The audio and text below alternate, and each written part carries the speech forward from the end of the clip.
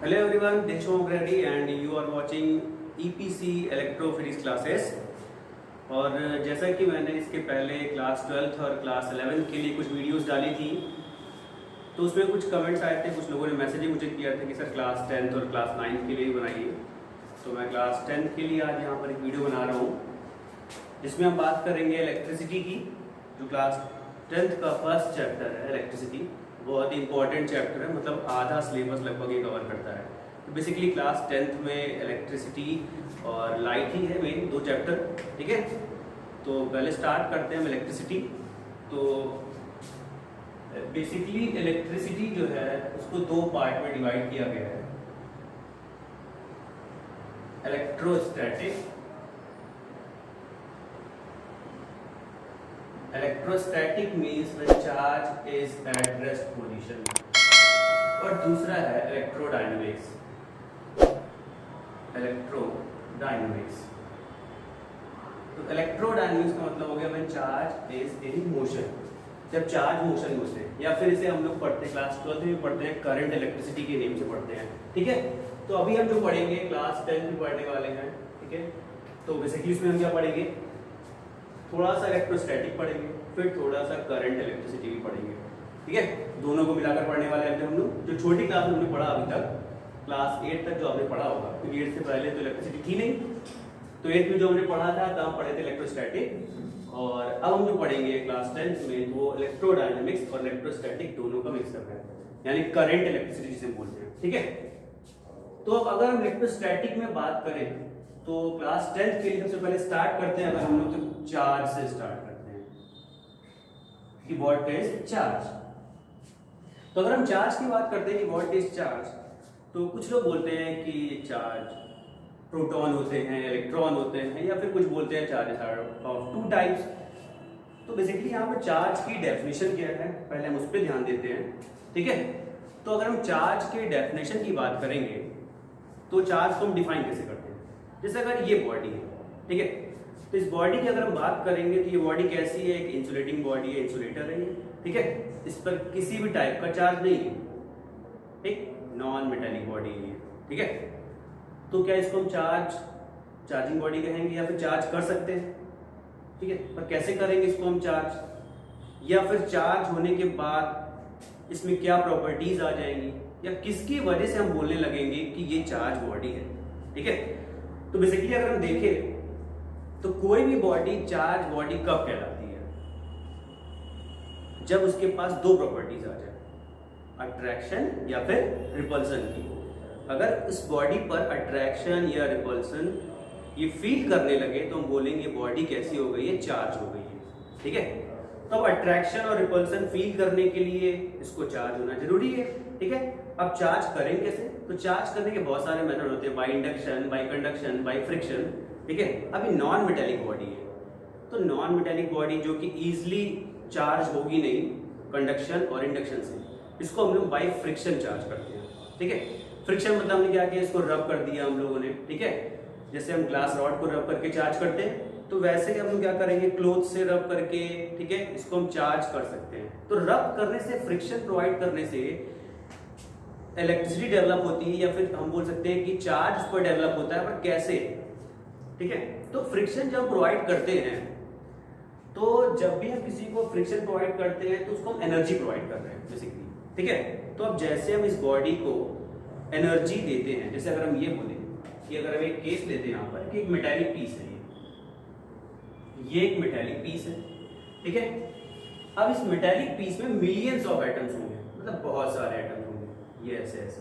मैं इनका थोड़ा साइज इंक्रीज कर रहा हूँ ताकि आप लोगों को दिखाई दे, बहुत छोटे छोटे साइज में बहुत सारे एटम्स होंगे, ठीक है। तो इस मेटालिक पीस के अंदर ये जो एटम है, इस एटम को थोड़ा सा बड़ा करके अगर हम देखते हैं तो ये हो गया इसका एटम, और एटम के अंदर यहाँ पर क्या होता है, न्यूक्लियस, और न्यूक्लियस में होता कौन है, प्रोटॉन और न्यूट्रॉन, ठीक है। इसके अंदर ये होते हैं प्रोटॉन और न्यूट्रॉन, और इसके अराउंड जो सेल होती है उस सेल में कौन होगा, इलेक्ट्रॉन, ठीक है। यहाँ पर इलेक्ट्रॉन रिवॉल्व करते रहते हैं ऐसे करके, ठीक है। तो अब ये जो इलेक्ट्रॉन यहाँ पर रिवॉल्व कर रहे हैं, ठीक है, तो ये हो गया इलेक्ट्रॉन, और यहाँ पर है प्रोटॉन और न्यूट्रॉन। तो इलेक्ट्रॉन और प्रोटॉन के बीच में जो फोर्स ऑफ अट्रैक्शन है, ठीक है, तो अब देखो जैसे हमने क्या किया, इसको एनर्जी प्रोवाइड किया, तो मैंने आपको पहले बताया कि ये एनर्जी प्रोवाइड करने का मेथड कुछ भी हो सकता है, इंडक्शन के थ्रू, कंडक्शन के थ्रू या फिर फ्रिक्शन के थ्रू। तो हमने जैसे ही इसको एनर्जी प्रोवाइड किया तो एनर्जी को गेन कौन करेगा? तो एनर्जी को गेन कौन करेगा?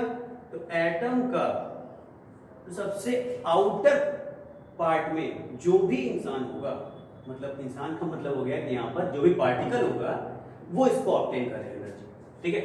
तो अब इलेक्ट्रॉन यहाँ पर सबसे आउटर सेल में जो भी इलेक्ट्रॉन होगा वही वाला इलेक्ट्रॉन क्या करेगा, इस एनर्जी को ऑब्टेन करेगा, और ऑब्टेन करने के बाद क्या होगा, ये अपने हायर स्टेट में पहुंचेगा, ठीक है। तो होगा क्या कि जैसे ये एनर्जी इलेक्ट्रॉन को मिली, ये इलेक्ट्रॉन क्या करेगा, अपने हायर स्टेट में पहुंचेगा, ठीक है, एक लेवल अप जाएगा, ठीक। तो जैसे ही अपने हायर स्टेट पर पहुंचता है तो ये क्या करता है कि इस एटम से बाहर निकल आता है, ठीक है। तो ये था एटम, और एटम से बाहर निकलेगा तो कहां आएगा, यहां आ गया, ऐसे इसमें हो गया, इससे बाहर आ गया, इससे भी बाहर आ गया, इससे भी बाहर आ गया, इससे भी बाहर आ गया, इससे भी बाहर आ गया। इन सब में क्या हो गया, इलेक्ट्रॉन बाहर आ गए, कुछ इलेक्ट्रॉन बाहर आ गए, ठीक है। एक इलेक्ट्रॉन बाहर आ गया, दो इलेक्ट्रॉन बाहर रखते हैं, ठीक है। तो वो डिपेंड करेगा, ठीक है, कि कितनी एनर्जी इन्होंने ऑब्टेन करी है, ठीक है। सबका एनर्जी लेवल अलग अलग होता है, ठीक। अलग अलग एनर्जी लेवल पे इलेक्ट्रॉन एक्साइट होंगे और अपने एटम को छोड़ करके बाहर आएंगे। पर ये बाहर आने के मतलब हवा में नहीं घूम रहे हैं, अभी भी ये मेटालिक पीस के अंदर है, मतलब बिल्कुल वैसे ही कि आपने कॉलोनी के अंदर हो पर घर से बाहर हो, ठीक है। तो अब यहाँ पर ये एटम के बाहर आ गया, तो जैसे ही ये एटम से बाहर आया, अब इसके ऊपर जो फोर्स ऑफ अट्रैक्शन लग रहा था वो हो गया खत्म, मतलब ये फ्री हो गया मूव करने के लिए। बिल्कुल वैसे ही जैसे आप अपने घर से बाहर निकलते हैं तो हमारे ऊपर जो इन्फ्लुएंस रहता है, जो फोर्स रहता है फैमिली का, फादर का, मदर का, ठीक है, वो खत्म हो जाता है। मतलब अब कॉलोनी में कोई भी तुम्हें नहीं कहेगा कि तुम घर के अंदर जाओ, या तुम्हें कोई डांट नहीं लगाएगा। वैसे ही इलेक्ट्रॉन है कि इलेक्ट्रॉन अपने घर से यानी एटम के बाहर आ गया, अब वो फ्री हो गया मूव करने के लिए, अब वो रैंडमली कहीं भी मूव कर सकता है, ठीक है, रैंडम मोशन करेगा कहीं पर भी, तो वो इधर उधर मूव करते रहते हैं। अब यहाँ पर ये भी इलेक्ट्रॉन है, ये भी इलेक्ट्रॉन, ये भी, सब में क्या होगा, रिपल्सन होगा, तो सब दूर दूर भागेंगे, ठीक है। तो ऐसे कहने का मतलब है कि हमने इसमें यहाँ पर एक क्या कर दिया, फ्री इलेक्ट्रॉन क्रिएट कर दिया। अब फ्री इलेक्ट्रॉन क्रिएट करने का मतलब हो गया कि हमने ये बॉडी कैसी हो गई, अब कंडक्टिंग बॉडी हो गई, ठीक है। यानी कि अब इस बॉडी में अगर हम चार्ज प्रोवाइड करेंगे, चार्ज मींस एनर्जी प्रोवाइड करेंगे, तो एनर्जी को कैरी कौन करेगा, ये इलेक्ट्रॉन, ये फ्री इलेक्ट्रॉन, अंदर वाला नहीं, बाहर वाला फ्री इलेक्ट्रॉन, ये इसे कैरी करके लेके जाएगा, ठीक है। अब इस मेटालिक पीस का हम वायर बना सकते हैं, कुछ भी बना दें, ठीक है। तो उसमें भी क्या होगा, वायर के अंदर भी इलेक्ट्रिसिटी कंडक्ट करेगी, तो वहां पर कंडक्ट कौन कराएगा, ये फ्री इलेक्ट्रॉन। तो ये सबसे इंपॉर्टेंट है, फ्री इलेक्ट्रॉन, ठीक है। चलो, तो ये तो बात हो गई फ्री इलेक्ट्रॉन की बात हो गई, ठीक है। और हमने बताया कि ये जो एनर्जी इसने ऑब्टेन किया इलेक्ट्रॉन ने, ठीक है, उसके बाद ये अपने क्या वो हायर स्टेट पर गया, यानी कि एटम को छोड़ करके बाहर आ गया, और इस मेटालिक पीस के अंदर रैंडम मोशन करने लगा, और इसमें रिपल्सन भी हो रहा है, ठीक है। तो ये तो चलो ठीक था। अब अगर हम बात करें जैसे कि ये जो अंदर थे, अब इसमें से अगर हम सिर्फ दो की बात करते हैं, ठीक है, कि ये मेटालिक पीस था, ये दो अंदर थे, ठीक है, या फिर दो नहीं, अगर हम चाहें तो अलग अलग भी ले सकते हैं कि दो एटम की अगर हम बात करें या दो बॉडी की बात कर लेते हैं। चलिए हम सीधे सीधे से दो बॉडी की बात कर लेते हैं। मान लीजिए एक बॉडी ए है और एक बॉडी बी है। ए के पास कुछ चार्ज है, अज्यूम कर लेते हैं इसके पास 3 पॉजिटिव चार्ज है और 3 नेगेटिव चार्ज। इसके पास 2 पॉजिटिव चार्ज और 2 नेगेटिव चार्ज है। अभी दोनों कैसी स्टेट में हैं? न्यूट्रल स्टेट में, इन्हें बोलते हैं इलेक्ट्रिकली न्यूट्रल स्टेट। तो अभी ये इलेक्ट्रिकली न्यूट्रल स्टेट में है। अगर हमने इसको एनर्जी प्रोवाइड किया, एनर्जी गेन करने के बाद इससे एक इलेक्ट्रॉन जो है वो जंप करके बाहर आ जाता है। यहां से एक इलेक्ट्रॉन गायब हो गया। अब क्या हो गया, आप जैसे ही यहां से एक इलेक्ट्रॉन बाहर हुआ, अब क्या हो गया, यहां पर डिफिशियंसी ऑफ इलेक्ट्रॉन हो गई, ठीक है, इलेक्ट्रॉन की कमी हो गई यहां पर। और इलेक्ट्रॉन की कमी की वजह से यहाँ पर कैसा चार्ज आ जाता है, पॉजिटिव चार्ज आ जाता है। कैसा चार्ज आ जाएगा, पॉजिटिव चार्ज। और अब अगर ये इलेक्ट्रॉन इस B के पास चला जाता है, B इसको ऑप्टेन कर लेता है, ऑप्ट कर लेता है, तो यहाँ पर एक्सेस ऑफ इलेक्ट्रॉन हो जाएगा, तो इसे हम बोलेंगे क्या, नेगेटिव चार्ज। ये बॉडी कैसी हो गई, नेगेटिवली चार्ज हो गई। तो ये हो गया पॉजिटिवली चार्ज और ये हो गया नेगेटिवली चार्ज। हुआ कितना चार्ज पर, तो यहां पर क्या हुआ, एक इलेक्ट्रॉन बाहर गया ना, तो यहां से बाहर गया एक इलेक्ट्रॉन, ठीक है, तो इस पर कितना चार्ज हो गया, +1 इस बॉडी पर। इसने ऑप्ट किया, इसके पर कितना चार्ज हो गया, -1। अब +1 -1 का मतलब क्या हुआ, एक तो आप सिंपल तरीके से समझ सकते हैं, 1 + 1 - 1 + 1 - सबका पेयर सब एक दूसरे को न्यूट्रल कर रहे हैं, एक पॉजिटिव बचा इसलिए हमने इसको +1 कह दिया। पर मेन रीजन क्या है कि एक इलेक्ट्रॉन बाहर निकला है, इस वजह से हम इसको +1 कह रहे हैं। और मेन रीजन इसका भी है कि एक इलेक्ट्रॉन इसने गेन किया है। अगर ये 2 इलेक्ट्रॉन गेन करता तो यहाँ -2 होता, यहां से 2 इलेक्ट्रॉन अगर बाहर निकले तो यहाँ पर +2 होता, ठीक है, तो -1। तो ये क्लियर हो गया। अब जैसे ये बॉडी अभी न्यूट्रल स्टेट में थी, हमने इसको एनर्जी दिया और इसने क्या किया, एक इलेक्ट्रॉन यहां से क्या करा, बाहर निकाल दिया, ये पॉजिटिवली चार्ज हो गया, इसने ऑब्टेन कर लिया, ये नेगेटिवली चार्ज हो गया। अब ये दोनों चार्ज हो गए, अब बोलेंगे कि ये दोनों बॉडी कैसी है, चार्ज बॉडी है, ठीक है। तो जैसे ही ये चार्ज हो गए, इनके पास कुछ प्रॉपर्टीज आ गई, इनके पास कुछ प्रॉपर्टीज आ गई, ठीक है। कौन सी प्रॉपर्टीज आ गई, अभी मैंने इसके बगल में कोई यूनिट नहीं लिखा है, ठीक है, तो कंफ्यूज मत होइएगा क्योंकि अभी तो मैंने यूनिट की बात करी ही नहीं है, ठीक है। कुछ लोगों को लग रहा होगा +1 क्यों लिख दिया, -1, ये है क्या। तो चलिए थोड़ा सा बता भी देता हूँ कि ये इसकी यूनिट क्या है, कूलम। इसकी यूनिट क्या है, कूलम, ठीक है। तो इसको हमने C से रिप्रेजेंट किया, कैपिटल C से। कूलम साइंटिस्ट का नेम है, इसलिए कैपिटल से लिखेंगे हमेशा, ठीक है, स्मॉल से कैपिटल से। तो हमने +1 कूलम चार्ज, -1 कूलम चार्ज। हमने बोला कि इनके पास कुछ प्रॉपर्टीज आ गई। कौन कौन सी प्रॉपर्टीज आ गई, पहली प्रॉपर्टी सबको पता है, ठीक है, क्या कि 2 टाइप के चार्ज होंगे, पॉजिटिव चार्ज होगा और दूसरा चार्ज कैसा होगा, नेगेटिव चार्ज होगा, ठीक है। ये तो क्लियर हो गया, पॉजिटिव चार्ज और negative charge. Charges are of 2 types, positive and negative. Second क्या हो गया यहाँ पर, तो सेकंड पॉइंट की अगर हम बात करेंगे तो यहाँ पर जो दूसरी प्रॉपर्टीज की है वो उसकी क्या हो जाएगी, वो हम फिर छोटी क्लास में पढ़े थे कि अगर लाइक चार्जेस होंगे, पॉजिटिव पॉजिटिव होगा, तो दोनों में क्या होता है, रिपल्सन होता है, ठीक है। Like charges ripple each other. अब वो अगर नेगेटिव नेगेटिव होंगे तो भी क्या होगा, रिपल्सन ही होगा, ठीक है। पर अनलाइक चार्जेस यानी पॉजिटिव और नेगेटिव या फिर नेगेटिव और पॉजिटिव, इसमें क्या होगा, अट्रैक्शन होगा, ठीक है। तो like charges ripple each other while unlike charges attract each other, ठीक है। तो ये 2 प्रॉपर्टीज आ गई इनके पास। तीसरी प्रॉपर्टी क्या होती है, तीसरी प्रॉपर्टी इसके पास आ गई कि charges are additive in nature. Charges are additive in nature. तो एडिटिव इन नेचर का मतलब क्या हो गया कि सिंपल जैसे मैथमेटिक्स में हम इसको ऐड करते हैं वैसे ही ऐड करेंगे हम लोग, ठीक है। कैसे, अगर हम इसी की बात करते हैं तो यहां पर क्या हुआ कि अगर हम बोलेंगे इसके ऊपर +1 कूलम चार्ज है, या फिर मान लो अगर हमने बॉडी ले ली, इसके पास +5 कूलम चार्ज है, ठीक। इसको हमने कहीं से ला करके -3 कूलम चार्ज और दे दिया। अब इसके ऊपर नेट चार्ज कितना हो जाएगा, टोटल चार्ज। तो जो नेट चार्ज होगा, टोटल चार्ज, वो कितना हो जाएगा, सिंपल मैथमेटिक्स, +5 -3 कितना हो जाएगा, +2 कूलम इसके ऊपर नेट चार्ज है।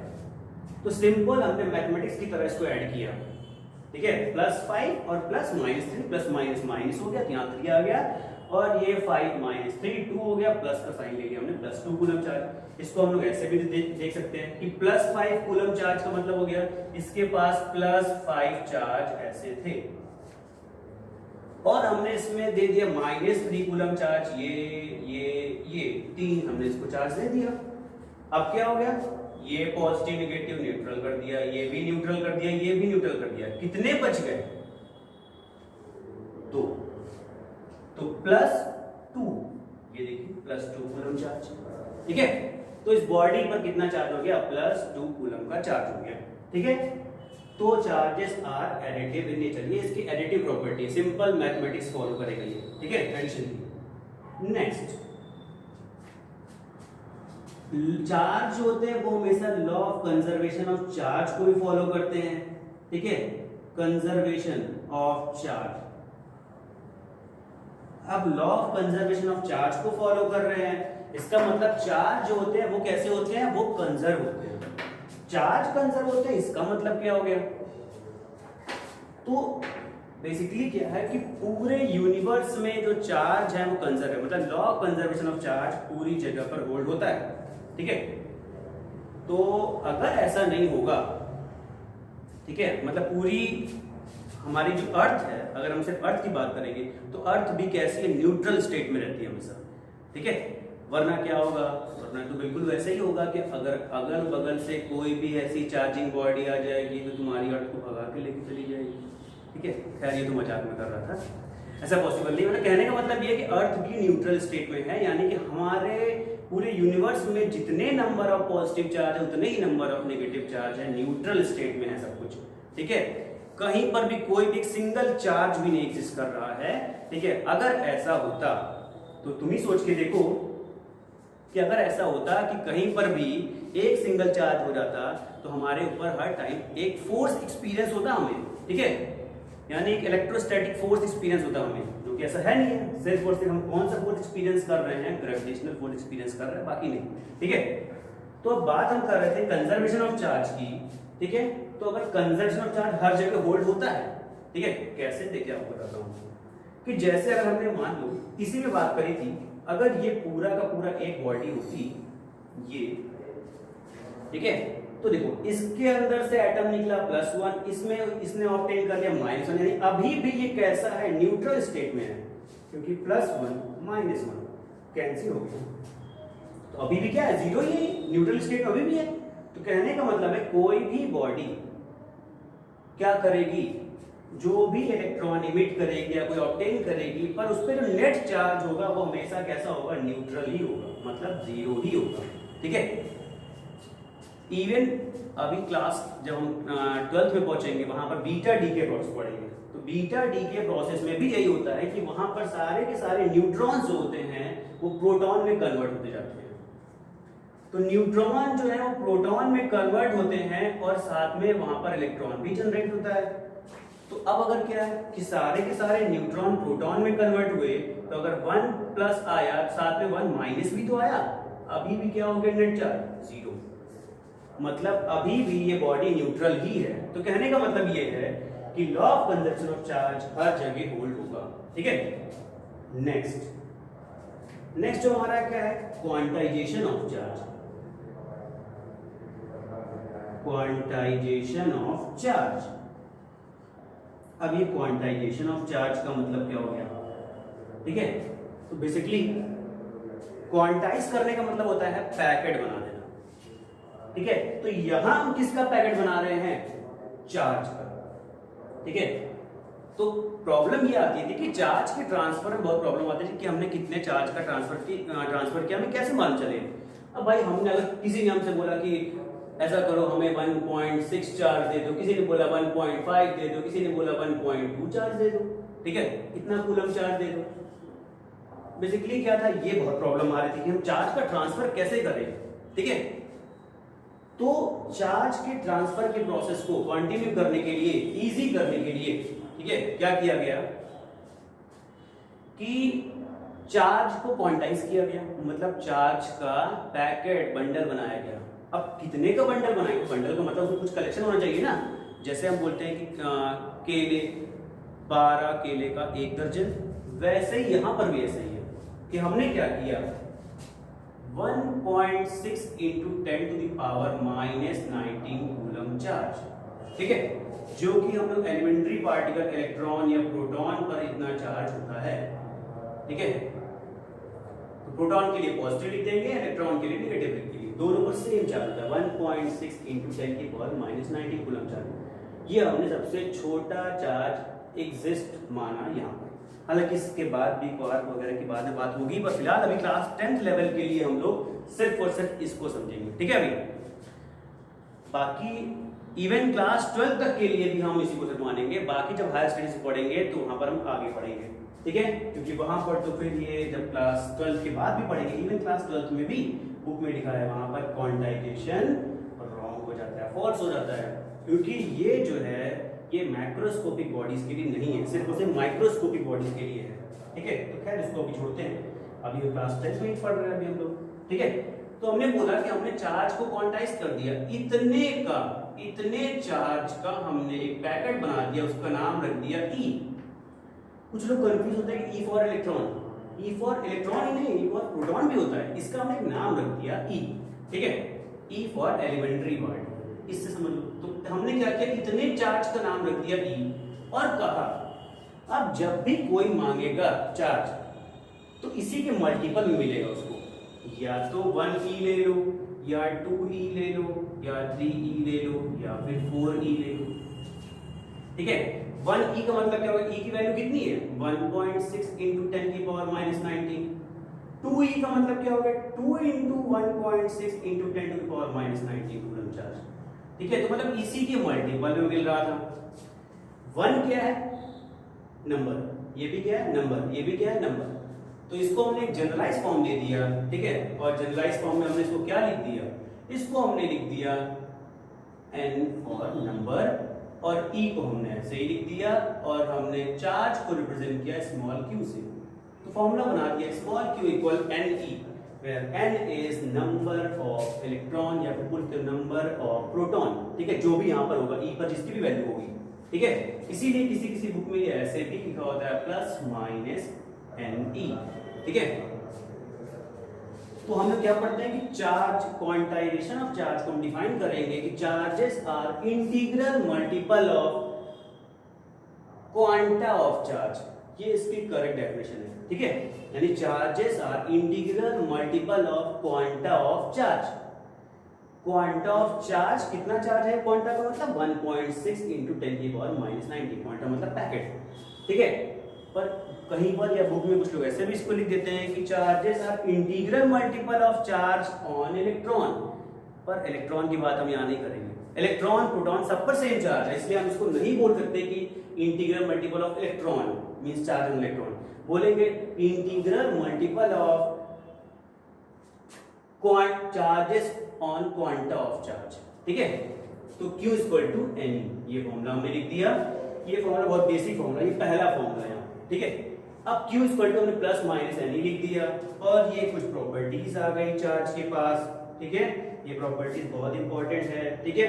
इसमें से बेसिकली क्वांटाइजेशन ऑफ चार्ज इसी फॉर्मूले पर कभी कभी न्यूमेरिकल भी एग्जाम में आते हैं क्लास 10 में, ठीक है। तो Q इक्वल टू Ne जो हमने फॉर्मूला यहाँ पर बना दिया, Q equal two plus minus Ne, ठीक है। अब Q की वैल्यू अगर हम एक चलो देखते हैं कि Q की वैल्यू अगर हम कितनी करते हैं 1 कूलम, और यहां पर हमने कर दिया प्लस माइनस n को ऐसे ही लिख दिया। चार्ज ऑन इलेक्ट्रॉन कितना होता है 1.6 इंटू 10 की पावर माइनस 19 कूलम, ठीक है।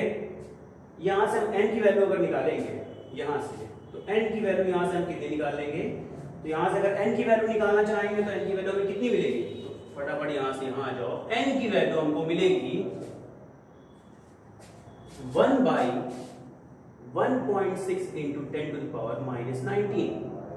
चलो इसको डिवाइड करते हैं, डीजे तो आप लोग आते हैं, वो फटाफट करके दिखा दो उसको। तो 10 की पावर माइनस 19 है, तो पहली बात तो इस पॉइंट 1 को हटाएंगे, यहाँ 10 हो जाएगा, तो लिख दिया 10 upon 16 into 10 to the power minus 19। इसको अगर हम 18 कर दे और एक जो बचेगा उसको ऊपर भेज दे, तो माइनस ऊपर गया प्लस में, तो ये हो गया 100। 16 से कैंसिल कर देंगे, 16 6 96, 4 यहाँ पर बचा, तो 4 यानी पॉइंट लगा देंगे, 40 16 2 जा 32 बचा 8 80 16 5 जा 80, तो बचा 6.25 इंटू ये ऊपर जाएगा 10 टू द पावर 18, n क्या है, इलेक्ट्रॉन या फिर प्रोटॉन, यानी इतने ज्यादा यहाँ पर 6.25 into 10 to the power 18 particles, 18 electrons या इलेक्ट्रॉन या प्रोटॉन इस 1 कूलम चार्ज में होगा, क्योंकि जितने इलेक्ट्रॉन होते हैं प्रोटॉन होंगे। ठीक है, तो कहने का मतलब ये हो गया कि इस 1 कूलम चार्ज के पास इतने इलेक्ट्रॉन थे 6.25 into 10 to the power 18। ठीक है, ये नंबर ऑफ पार्टिकल्स हमने निकाल लिया यहाँ पर से। ठीक, ये नंबर ऑफ पार्टिकल निकाल लिए इतने, तो ये 1 कूलम चार्ज में एग्जिस्ट करते हैं उतने सारे पार्टिकल। ठीक, चलिए तो अब आगे बढ़े। तो ये था बेसिकली चार्ज के बारे में कि चार्ज होता क्या है। ठीक है, उससे काफी गर्मी है। ठीक है, तो इसको आप नोट करना चाहो तो स्क्रीन को पॉज करके आप इसको नोट भी कर सकते हो या स्क्रीनशॉट भी ले सकते हो। ठीक है, और इसकी नोट्स भी बना सकते हो। ठीक, बेसिकली मैंने जो बोला उन पर ज्यादा ध्यान दीजिएगा। ठीक, तो ये था एक चार्ज के बारे में सिंपली। ठीक, अब आगे बढ़ते हैं हम लोग चार्ज को यहाँ पर छोड़ करके। ठीक, तो चार्ज को छोड़ करके इसके आगे बढ़ते हैं। तो चार्ज की बात तो ये तो पढ़ लिया भाई कि चार्ज होता है, बॉडी चार्ज भी हो गई। ठीक है, उसके ऊपर पॉजिटिव और नेगेटिव चार्ज भी आ गया। एक चार्ज की प्रॉपर्टीज भी हमने पढ़ ली। अब हम पढ़ेंगे क्या कि चार्ज का फ्लो कैसे होगा। ठीक है, तो एक सिंपल सी क्लास 10th में डेफिनेशन दी रखी हुई है क्या, rate of flow of charge is known as electric current, यानी rate of flow of charge is known as electric current. ठीक है, तो ये एक सिंपल सी डेफिनेशन दे रखी हुई है कि rate of flow of charge is known as electric current, और इसको हम लोग किससे डिनोट करते हैं, कैपिटल आई से डिनोट करते हैं। ठीक है, तो कैपिटल आई से डिनोट करने का मतलब क्या हो गया। ठीक है, तो देखो अब अगर हम चार्ज हमने पढ़ लिया, हमने पहले पढ़ा चार्ज, अब हम पढ़ेंगे करंट।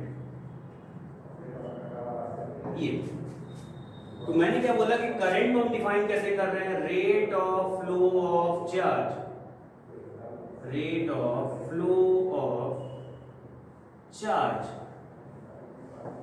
ठीक है, रेट का मतलब हो गया क्या,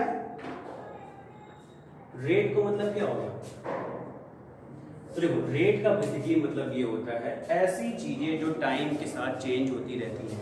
ठीक है, जैसे अगर मैं ये बोलूं, ठीक है, जैसे कुछ लोग नॉन वेज वगैरह खाते होंगे। ठीक, फिलहाल मैं नहीं खाता, मतलब जो लोग भी खाते होंगे उनके लिए है। तो वो जाते हैं जैसे नॉन वेज वाले की दुकान पर, तो वहां पर क्या होता है, एक बोर्ड लगा रहता है, उस पर लिखा रहता है आज का रेट, और नीचे लिखा रहता है मुर्गा 50 रुपए किलो। ठीक है, या जो भी है चिकन इतने रुपए किलो, इतने रुपए किलो। तो वो आज का रेट मतलब पर डे रोज बदल रहा है, हर सेकंड बदल रहा है। ठीक है, सोने का रेट, ठीक है, सोना मतलब गोल्ड। ठीक है, गोल्ड का रेट, तो रेट मतलब हो गया जो हर सेकंड चेंज होता जा रहा है। ठीक है, तो वैसे ही यहां पर चेंज कौन हो रहा है, चार्ज। ठीक है, तो हमने क्या बोला, तो हम चार्ज को डिफाइन करते हैं क्यू से, और इसको हम बोल सकते हैं चार्ज पर यूनिट टाइम, ऐसे बोल सकते हैं चार्ज पर यूनिट टाइम। तो अगर चार्ज पर यूनिट टाइम, तो यूनिट टाइम को मैंने टी की वैल्यू 1 कर देंगे यहाँ पर। ठीक है, तो यहाँ पर ये आई से हमने इसको डिफाइन कर दिया, I equal to Q by T. Rate of flow of charge is known as electric current, electric current capital I से यहाँ पर हम दिखा रहे हैं, और क्यू जो है कूलम था। ठीक है, यानी कि इसको हमने लिख दिया कूलम, टाइम का यूनिट हो गया सेकंड, तो यहां से करंट का यूनिट क्या बन गया, कूलम पर सेकंड। ठीक है, तो कूलम पर सेकंड बन गया। अब इसको हमने एक और नाम दे दिया, क्या, एम्पियर। तो हमने कूलम पर सेकंड को एम्पियर भी कह दिया, तो करंट का एक और यूनिट हो गया क्या, एम्पियर। तो जब भी एसआई यूनिट पूछा जाएगा करंट का, तो हम हमेशा वहां पर एम्पियर ही है। एक चीज याद रखो हमेशा, जब भी एसआई यूनिट की बात रखेंगे हमेशा, अगर कभी भी तुम्हें ऐसी 2 यूनिट पता है जिसमें एक साइंटिस्ट का नेम है और एक डेराइव्ड यूनिट में आया है, तो हमेशा साइंटिस्ट का नेम ही क्या होगा, उसका एसआई यूनिट होगा। इंटरनेशनल सिस्टम में जिसका नेम होगा वो हमेशा साइंटिस्ट का नेम लिखोगे। ठीक है, कंफ्यूज मत हो। जैसे अभी पढ़े होंगे फोर्स का यूनिट हम क्या लिखते हैं, फोर्स को हम क्या लिखते हैं, केजी मीटर पर सेकंड स्क्वायर। तो ये पूरा एमकेएस सिस्टम में है, पर एसआई में क्या लिखते हैं, न्यूटन। ठीक है, तो वैसे यहां पर एसआई यूनिट हम क्या लिखेंगे इसका, एम्पियर। ठीक, तो करंट का एसआई यूनिट हो गया एम्पियर, ये हो गया कूलम पर सेकंड। ठीक, अब एक चीज और, ये कूलम पर सेकंड है। कुछ लोग को लग रहा है सर करंट चार्ज का भी और कोई यूनिट नहीं होता, तो चार्ज के भी बहुत सारे होते हैं यूनिट। जैसे एक होता है इलेक्ट्रोस्टैटिक यूनिट, ये इसका सीजीएस यूनिट हो गया, ईएसयू, इलेक्ट्रोस्टैटिक यूनिट। ठीक है, तो हमने इसको बना दिया इलेक्ट्रोस्टैटिक यूनिट बोल सकते हैं, और हम लोग एसआई सिस्टम में या फिर एमकेएस में इसको हम लोग बोलेंगे कूलम पर सेकंड। ठीक है, खैर अभी ईएसयू का कहीं यूज नहीं है, तो कंफ्यूज मत हुई, इसलिए इसको छोड़ देते हैं अभी। ठीक है, तो ये बेसिकली अगर आपको देखना है तो मेरा क्लास 12 का जो लेक्चर है उसमें आप देख सकते हो, वहां मैंने ईएसयू को डिफाइन किया है।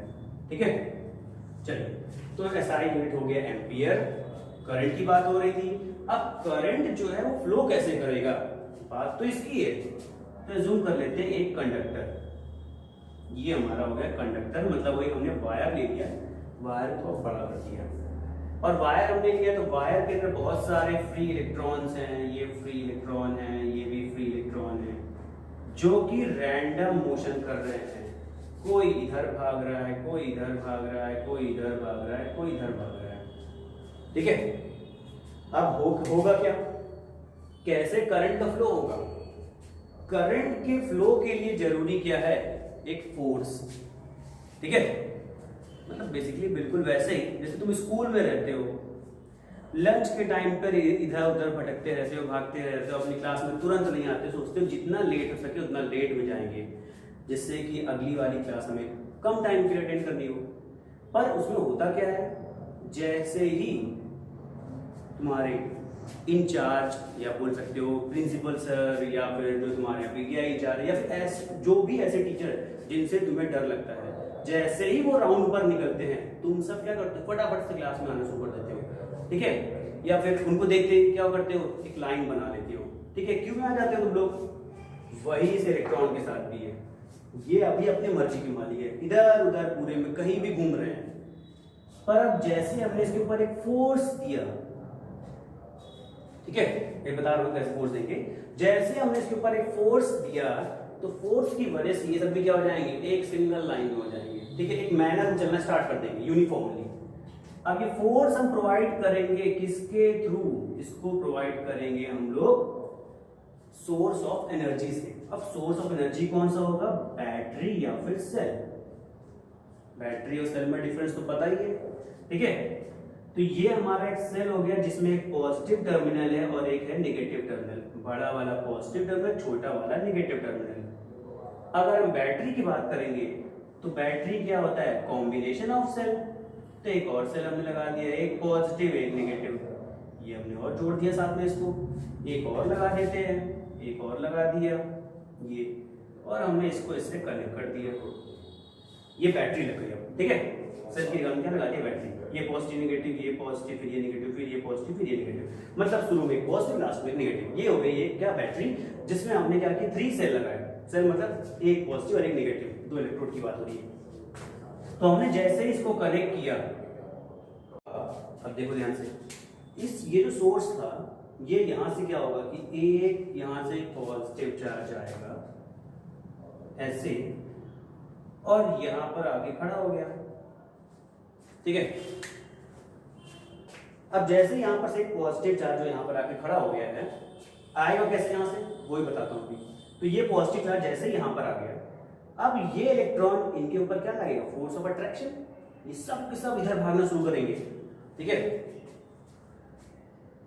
तो ये इसकी तरफ अट्रैक्ट हुए, कुछ लोग अट्रैक्ट का मीनिंग कुछ और भी निकाल रहे होंगे। ठीक है, तो खैर अभी उससे मतलब नहीं है, हमें इधर इस पे ध्यान देना, फिजिक्स पढ़ना है। ठीक, तो यहां पर ये पॉजिटिव था और ये नेगेटिव था, तो ये अट्रैक्ट होकर किधर आएंगे। अब अट्रैक्ट कैसे होंगे, जैसे अट्रैक्ट होंगे तो सबकी डायरेक्शन कैसी हो जाएगी, इस साइड हो जाएगी, ये इस तरफ से भागना स्टार्ट कर दिए।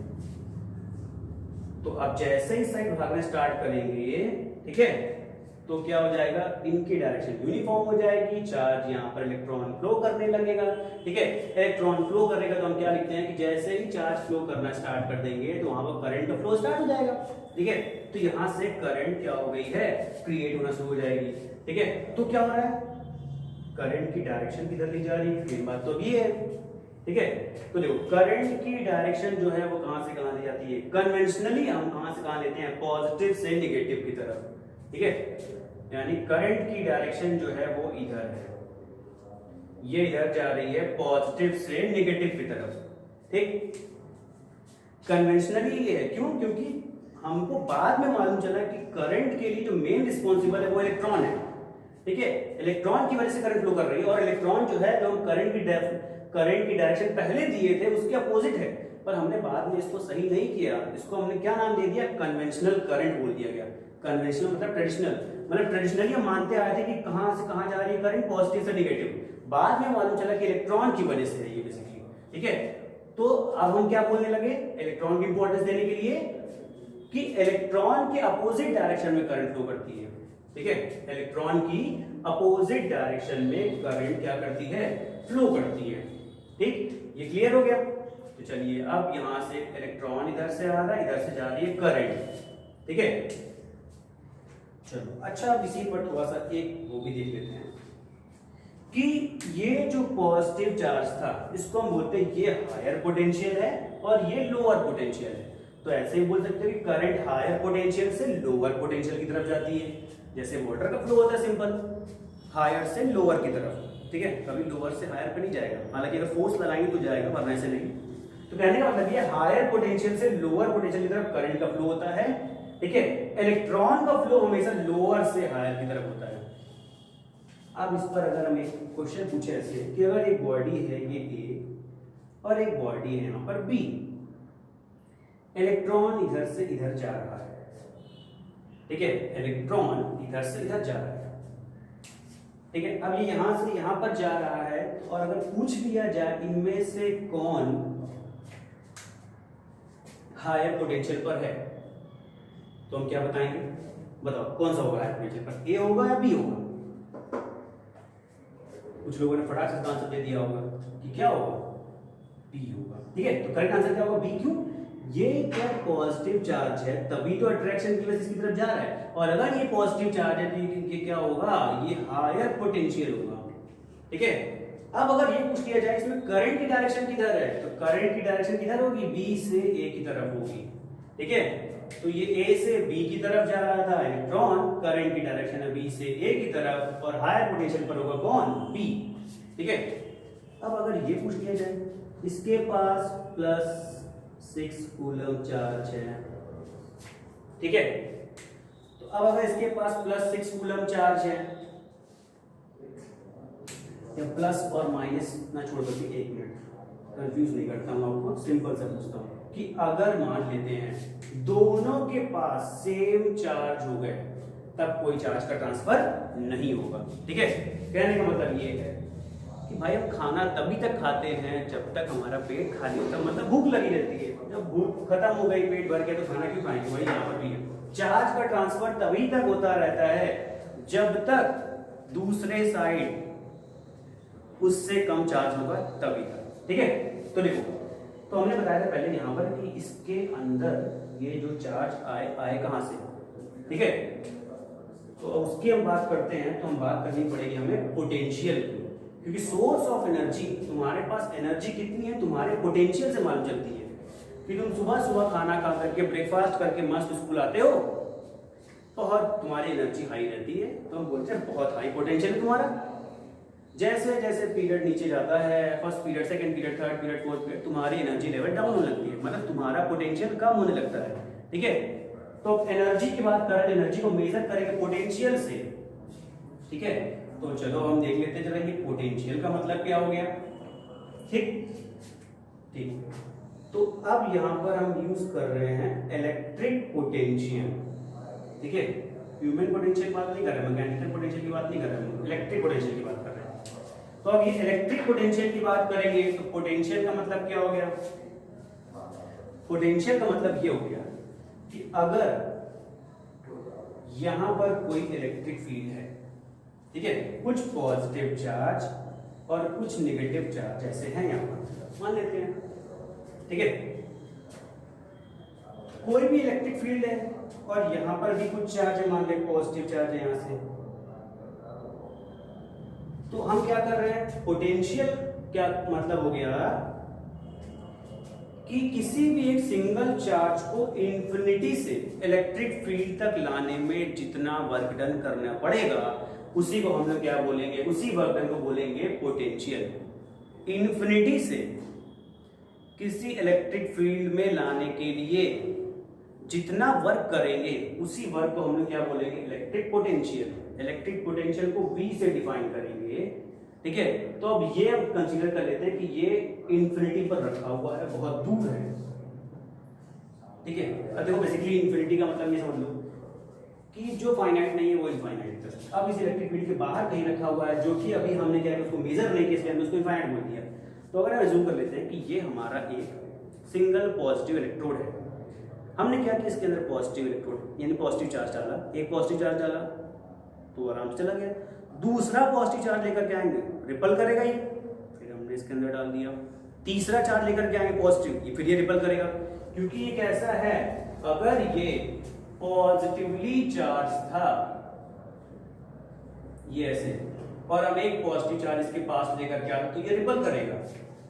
तो अब हम इसके अंदर लेकर के आएंगे तो कैसे लाएंगे, फोर्स लगा कर लाएंगे, और फोर्स लगा रहे हैं और साथ में डिस्प्लेसमेंट भी हो रहा है, फोर्स भी लगा रहा है डिस्प्लेसमेंट भी हो रहा है। फोर्स और डिस्प्लेसमेंट इसका प्रोडक्ट किसके इक्वल होता है, वर्क डन के। क्लास 9 में पढ़ करके आए हो, work equal force into displacement. तो हमने क्या किया, वर्क किया एक सिंगल चार्ज को इलेक्ट्रिक फील्ड तक लाने में, और इसी वर्क डन का नाम क्या है, इलेक्ट्रिक पोटेंशियल V, ठीक है। तो हमने क्या किया कि इन्फिनिटी से एक सिंगल चार्ज को इलेक्ट्रिक फील्ड तक लाने में जो वर्क डन करे उसी वर्क डन को बोलेंगे क्या, इलेक्ट्रिक पोटेंशियल। तो इलेक्ट्रिक पोटेंशियल डिफाइन हो गया W से, ठीक है, V इक्वल W हो गया यहाँ पर। तो हमने अगर मान लो कि यहां से A हो गया पॉइंट और इस पॉइंट का मान नाम दे दिया B हो गया, ठीक है। तो हमने क्या किया, इन्फिनिटी से लेकर के आए थे तो इसका हमने नाम क्या रख दिया, इलेक्ट्रिक पोटेंशियल। एक होता है potential difference, electric potential difference, ये कहां आएगा, ये तब आएगा जब दो पॉइंट या दो टर्मिनल के बीच में पोटेंशियल का डिफरेंस मेजर करेंगे, ठीक है। तो इसके लिए हम क्या, देखो डेफिनेशन थोड़ी सी चेंज है। अभी हमने क्या बोला था, इन्फिनिटी से लेकर के आ रहे थे, अब हम बोलेंगे क्या, दो पॉइंट का, और एक सिंगल पॉइंट A से एक सिंगल पॉइंट B तक जाने में या फिर चार्ज को ले जाने में जितना वर्क करेंगे उसी को हम क्या बोलेंगे, इलेक्ट्रिक पोटेंशियल डिफरेंस, ठीक है, ठीक है, क्लियर है। मतलब ये सिंगल पॉइंट से इस सिंगल पॉइंट, मतलब ये दोनों फाइनाइट लेंथ है। तो अगर फाइनाइट लेंथ की बात करेंगे A से, जैसे हमने बोला कि इस पॉजिटिव टर्मिनल से इस नेगेटिव टर्मिनल तक ले जाने में वर्क डन, तो ये हो जाएगा पोटेंशियल डिफरेंस, ठीक है। ये पॉजिटिव चार्ज और ये नेगेटिव चार्ज, तो ये हम बताएगा पोटेंशियल डिफरेंस। अगर हमने इसके अक्रॉस मल्टीमीटर लगा दिया पॉजिटिव और नेगेटिव अक्रॉस, तो हम बताएगा वो पोटेंशियल का डिफरेंस, दो पोटेंशियल का डिफरेंस, ठीक है। और पोटेंशियल का यूनिट होता है क्या, वोल्ट। वोल्टे के नाम पर पढ़ा था, वोल्ट, वोल्ट एक साइंटिस्ट, ठीक है। तो वोल्ट, तो अगर हमने लिख दिया कि इस टर्मिनल A के पास 6 वोल्ट है और इस टर्मिनल B के पास 5 वोल्ट है, तो पोटेंशियल डिफरेंस कितना हो गया, 6 - 5 यानी 1 वोल्ट का पोटेंशियल डिफरेंस हो गया, ठीक है।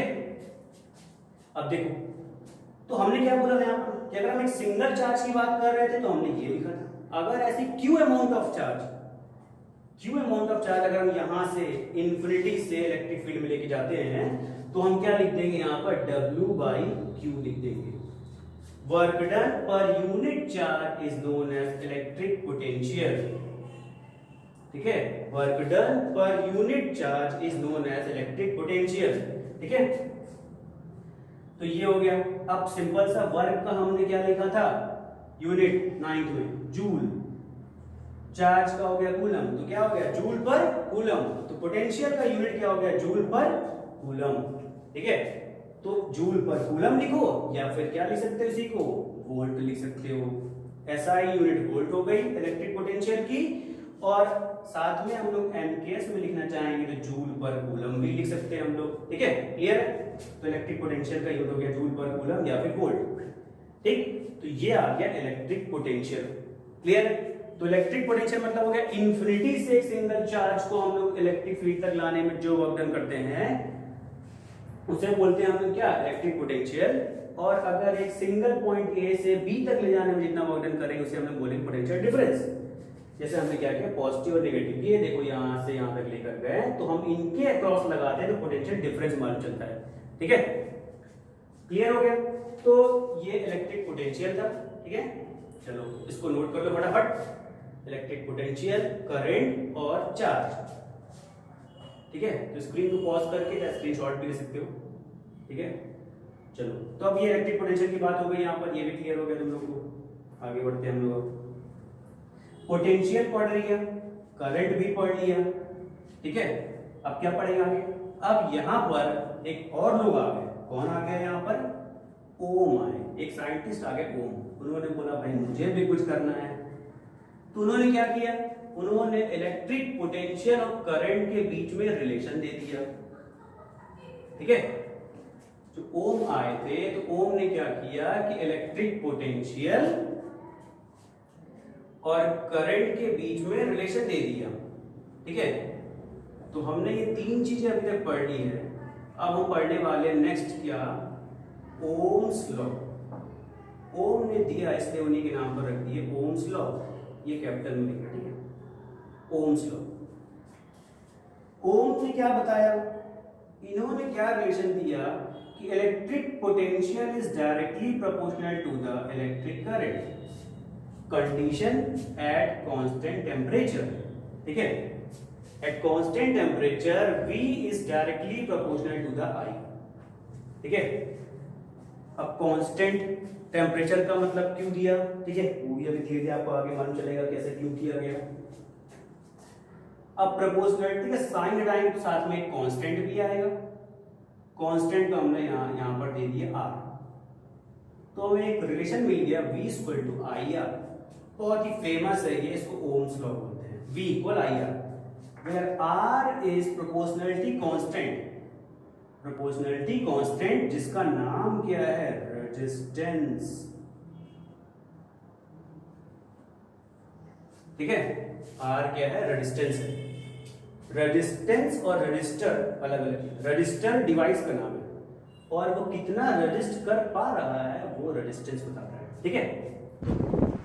होप कि आप लोगों को ये वीडियो पसंद आई होगी, और अगर पसंद आई चैनल को सब्सक्राइब करना बिल्कुल ना भूलें। कुछ टेक्निकल फॉल्ट की वजह से हमें वीडियो यहाँ पर रोकना पड़ा, तो इसके आगे हम अपने अगले लेक्चर में बात करेंगे जहाँ पर हम स्टार्ट करेंगे रेजिस्टेंस से, ठीक है। तो अभी मैंने ओम्स लॉ पे ख़त्म किया, तो जिन्हें वीडियो अच्छा लगा वो ज़्यादा से ज़्यादा शेयर करें और चैनल को सब्सक्राइब करना ना भूलें, ठीक है। Thank you, have a nice day.